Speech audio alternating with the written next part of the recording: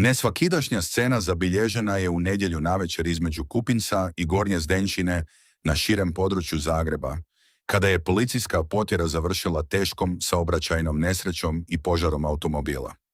Prema informacijama hrvatske policije, službenici su pokušali zaustaviti Mercedes njemačkih registarskih oznaka nakon sumnje da se u njemu prevoze migranti koji su nezakonito ušli u Hrvatsku. Međutim, vozač je odbio zaustaviti vozilo te je velikom brzinom nastavio bježati, pritom ugrožavajući ostale učesnike u saobraćaju.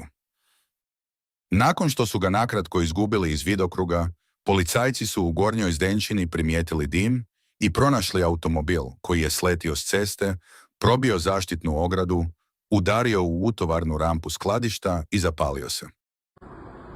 Ide. Evo, vidi ovo. Drift.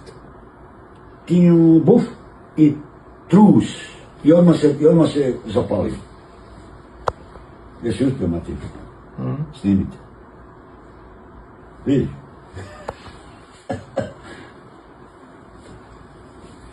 Iz vozila su 2 osobe izvukli policijski službenici, dok su još 2 uspjele same izaći prije nego što je požar u potpunosti zahvatio automobil.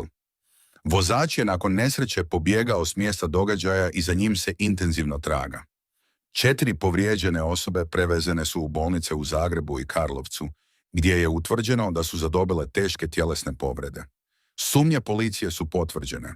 Saopćili su da je riječ o osobama koje su nezakonito ušle u Republiku Hrvatsku.